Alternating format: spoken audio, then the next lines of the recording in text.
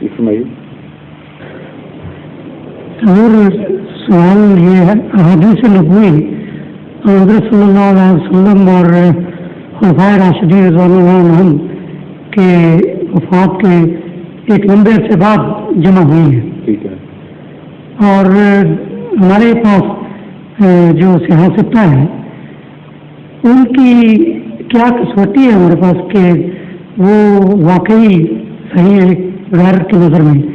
ہم تو ایمان رکھتے ہیں لیکن آپ یہ بتائیں کہ جتنی ہسٹری ہے دنیا کی وہ ساری تحریر میں آئی گئی تھی اس زمانے میں؟ نہیں آئی.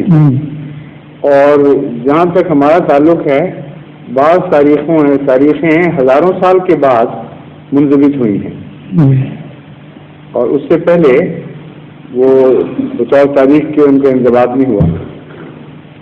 تو ان کی کوئی حقیقت ہے؟ کوئی بھی نہیں. ان تاریخوں کی کوئی حقیقت نہیں. کیوں ہے؟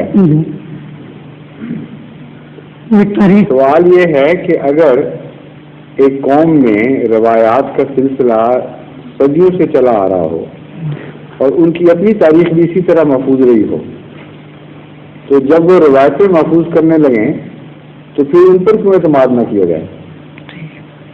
عربوں میں یہ زبانی ریکارڈ کا سلسلہ چلا آ رہا تھا صدیوں سے، ہزاروں سال سے بلکہ، اور اسی پر وہ انکار کرتے تھے. اور عرب اپنی یادداشت کے لحاظ سے اتنے پختہ تھے اور اتنا وہ نسل بعد نسل ان کو اس بات کا محاورہ ہو چکا تھا کہ بعض عرب شاعر لاکھ شعر میلوں میں سنانے کا دعویٰ کرتے تھے اور کہتے تھے بیکورڈ بھی سن لو فارورڈ بھی سن لو.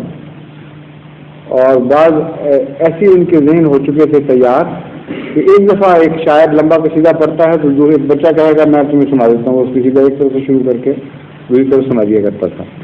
یہاں سے ایسے واقعات ہیں کہ جب عباسی خلفاء کے زمانے میں ایسے بعض لوگوں کے دعوے آزمائے گئے اور انہوں نے بالکل صحیح سمجھا، ثابت کیا کہ ہاں ان کی یادداشت ایسی ہے.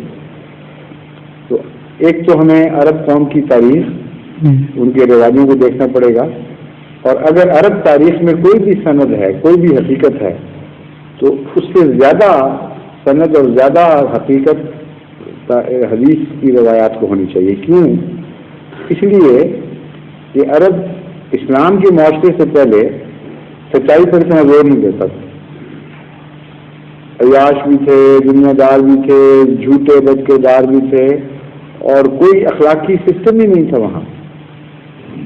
اس وقت کے عرب کی بات اگر قابل اعتماد ہے تو اس عرب کی بات کیوں قابل اعتماد نہیں جس کو حضرت صلی اللہ علیہ وسلم نے ایک اخلاقی کارخانے میں سے گزار کے بالکل سیٹل کر کے نکالا ہے، اور جہاں صداقت کا معیار اتنا بلند ہوا اور گواہی کا معیار اتنا بلند ہوا کہ اگر کسی کے متعلق یہ بھی پتہ چلا کہ پبلک میں بیٹھ کر دیوار کی طرف منہ کر کے اس نے لوگوں کی طرف نہیں دیوار کی طرف منہ کر کے جس طرح ہمارے ملکوں میں ہو جاتا ہے پیشاب کیا تھا، تو اس کے متعلق یہ کہا محدثین نے کہ اس میں حیا کے مادے کی کمی ہے، اس لیے اس کی روایت قابل اعتبار ہے. کسی نے اگر یہ کہا کہ فلاں بات اس طرح تھی اور بیچ میں اس کے درمیان جو بات پہنچنے کی سند ہے وہ بیان نہیں تھی، تو اس کو قابل اعتماد نہیں سمجھا. کسی کی عادت تھی کہ بات لپیٹ کر کرتا تھا تو اس کو تلبیس کے الزام میں اس کو بھی مجروح کر دیا.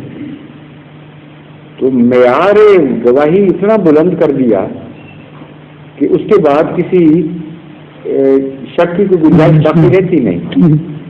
اور معیار گواہی بلند کر کے جب حدیثیں محفوظ ہوئی ہیں تو ایک اور عجیب واقعہ ہوا کہ بعض چیزیں تحریر میں آئی ہوئی تھی اس زمانے میں جو اس وقت کے لوگوں کو معلوم نہیں تھی جو حدیثیں محفوظ کر رہے تھے.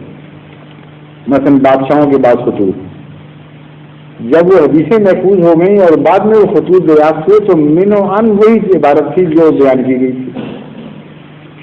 تو اس ذریعے سے بھی اور دوسری ذرائع سے بھی اگر کوئی بات قابل اعتماد قرار دی جا سکتی ہے تو دنیا میں ماضی کے متعلق سب سے زیادہ قابل اعتماد بات احادیث ہیں، اور مستشرقین اگر احادیث پر حملہ کرتے ہیں تو دنیا کی ساری الہی کتب ان کے ہاتھ سے نکل جاتی ہیں،